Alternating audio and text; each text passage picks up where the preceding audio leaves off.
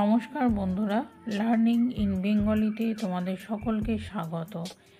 আজ আমরা শিখব একটা নতুন টপিক, আমার পরিচয়।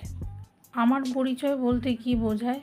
আমি কে, আমার নাম কি, আমার বাবা মা, দাদা দিদি, ভাই বোন, কোথায় বাড়ি, কি করি, এই সমস্ত কিছু মিলিয়েই আমার পরিচয়।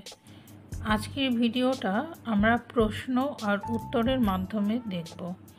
এতে করে কি হবে, ছোট ছোট বাচ্চারা প্রশ্ন উত্তর করতে শিখবে এবং তাদেরকে প্রশ্ন করা হলে তার কি উত্তর দেবে বা কিভাবে উত্তর দেবে সেটাও তারা শিখে যাবে। চলো তাহলে শুরু করি। আমার পরিচয়। আমার পরিচয়ে প্রথম হলো আমি কে। তাই আমাদের প্রথম প্রশ্ন, তোমার নাম কি?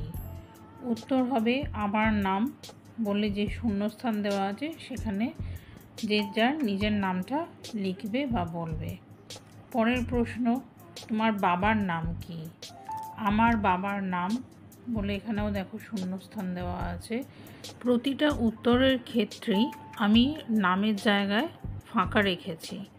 কারণ কি, এখানে যে যার নাম, বাবার নাম, মায়ের নাম, দাদা দিদির নাম প্রভৃতি নামগুলো লিখবে বা বলবে। তার আগে বা পরে কি লিখতে হবে বা বলতে হবে সেটা আমি এখানে দেখিয়ে দিয়েছি ভিডিওতে। আমাদের পরবর্তী প্রশ্ন, তোমার মায়ের নাম কি? আমার মায়ের নাম বলে যে যার মায়ের নাম এই ফাঁকা জায়গায় লিখবে বা বলবে। আমাদের পরবর্তী প্রশ্ন, তোমরা কয় ভাই বোন? এখানে কয় ভাই বোন বলতে দাদা থাকতে পারে, দিদি থাকতে পারে, ভাই থাকতে পারে, বোনও থাকতে পারে। সব মিলিয়ে কজন, বা কেউ একাও হতে পারে। তাই সে বলবে যে তারা যদি 2 ভাই বা 2 বোন এরকম থাকে, আমরা 2 ভাই বা আমরা 2 বোন। কারোর হয়তো ভাই বোন দুটোই আছে, তাই সে বলবে আমরা 1 ভাই ও 1 বোন বা 2 ভাই ও 2 বোন। এইভাবে উত্তরটা লিখতে হবে। আবার যার ভাই বোন দাদা দিদি কেউই নেই, সে লিখবে বা বলবে আমি একাই। আমাদের পরবর্তী প্রশ্ন, তোমার দাদা বা দিদির নাম কি? যার দাদা আছে সে বলবে আমার দাদার নাম অমুক। যার দিদি আছে, আমার দিদির নাম অমুক। তারপরের প্রশ্ন, তোমার ভাই বা বোনের নাম কি? এক্ষেত্রেও একই রকম, আমার ভাইয়ের নাম বলে যেটা নাম সেটা বললে, আর আমার বোনের নাম বলে যেটা নাম সেটা তুমি লিখে দিলে। আর যার ক্ষেত্রে ভাই বা বোন কেউ নেই, তাকে এই প্রশ্নগুলো তার ক্ষেত্রে আসবে না। কেমন? আমার দর্শক বন্ধুদের মধ্যে যারা বড়রা আছেন, আশা করি তাদের বাড়িতে ছোট বাচ্চা আছে, তারা কোনো না কোনো স্কুলে পড়ে, সেক্ষেত্রে তাদের স্কুলের নামটা অবশ্যই শেখাবেন। আর আমার দর্শক বন্ধুদের মধ্যে যদি কোনো ছোট বন্ধু থেকে থাকো, তাহলে তোমাদেরও বলছি স্কুলের নাম অবশ্যই করে জেনে রাখবে। তাই আমাদের পরবর্তী প্রশ্ন, তোমার বিদ্যালয়ের নাম কি? বিদ্যালয়কে ইংরেজিতে বলা হয় স্কুল। উত্তর কি হবে? আমার বিদ্যালয়ের নাম। যে স্কুলে পড়ো সেই স্কুলের নাম। বাংলা এবং ইংরাজি উভয় ভাষাতেই ভালো করে শিখে রাখবে, বানান উচ্চারণ দুটোই। এর পরের প্রশ্ন, তুমি কোন শ্রেণীতে পড়ো? শ্রেণী অর্থাৎ ক্লাস। আমি অমুক শ্রেণীতে পড়ি। শ্রেণীর সঙ্গেই চলে আসছে আর একটা বিষয়, সেটা হলো বিভাগ অর্থাৎ সেকশন। তুমি কোন বিভাগের ছাত্র বা ছাত্রী? আমি ক, খ, গ, ঘ, যে বিভাগে পড়ো, অর্থাৎ A B C D। বেশিরভাগ স্কুলে সাধারণত এই 4টে সেকশানই থাকে। এ সেকশন বলতে ক বিভাগকে আমরা বুঝি, খ বিভাগ বলতে বি সেকশন, গ বিভাগ বলতে সি সেকশন এবং ঘ বিভাগ বলতে ডি সেকশন। বিভাগের নামটা লিখে ছাত্র বা ছাত্রী তারপরে লিখবে। অর্থাৎ উত্তরটা এইভাবে হচ্ছে যে আমি ক বিভাগের ছাত্র বা ছাত্রী। আমাদের পরের প্রশ্ন, তোমার ক্রমিক সংখ্যা কত? ক্রমিক সংখ্যা অর্থাৎ রোল নম্বর। উত্তর হলো আমার ক্রমিক সংখ্যা বলে 1 2 3 যার যেটা সেটা লিখে দেবে।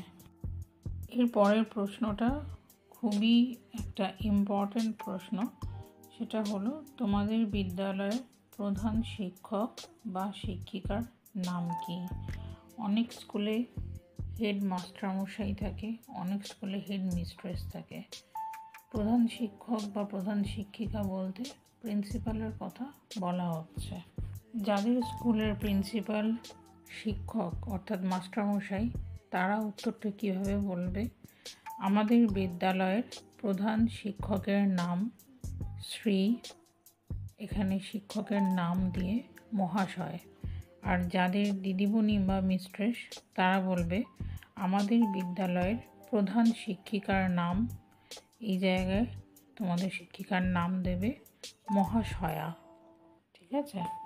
এখানে আমি একটা প্রশ্ন দিয়েছি, তোমাদের শ্রেণী শিক্ষক বা শিক্ষিকার নাম কি?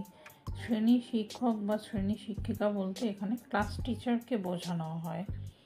এই ক্লাস টিচারের নাম এবং স্কুলের প্রিন্সিপালের নাম, এই দুটো নাম কিন্তু অবশ্যই জেনে রাখবে।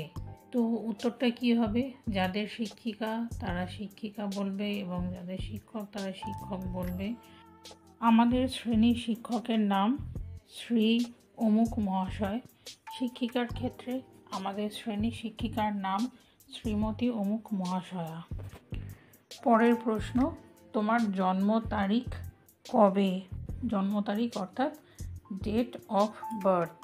আমার জন্ম তারিখ বলে যে শূন্যস্থান দেওয়া আছে, এরপরে দেখো দিন মাস বছর এইভাবে লেখা আছে। অর্থাৎ আগে আমরা দিন সংখ্যাটা বসাবো, তারপরে মাসের নাম লিখতে হয় এক্ষেত্রে, এবং সবশেষে আসবে বছর।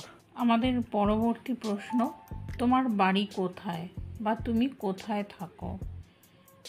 এটার কথার অর্থ হলো তোমার ঠিকানা কি? তাহলে আমার ঠিকানা, যে গ্রামে থাকো সে গ্রামের নাম লিখবে, যে শহরে থাকো সে শহরের নাম লিখবে। তাই গ্রাম বা শহর আমি এখানে লিখেছি। এরপরে আসছে নিকটবর্তী ডাকঘর অর্থাৎ পোস্ট অফিস। তার পরের লাইনে থাকবে তুমি যে জেলায় বাস করো অর্থাৎ তোমার ডিস্ট্রিক্টের নাম, তারপরে স্টেট অর্থাৎ রাজ্য এবং পিনকোড নাম্বার। এই সব কিছু একসঙ্গে মিলিয়েই তোমার ঠিকানা। পরের প্রশ্ন, তুমি কোন দেশে বাস করো? যে দেশে বাস করো সেই দেশের নাম লিখবে। যেমন আমি ভারতবর্ষে বাস করি। এরপরে আসছি, তোমার মাতৃভাষা কি? অর্থাৎ তুমি কোন ভাষায় কথা বলো?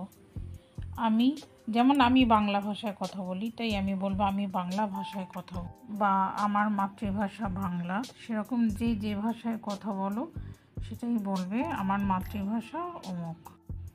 আজকের ভিডিও এখানেই শেষ করলাম। কেমন লাগলো কমেন্ট করে অবশ্যই জানাবে।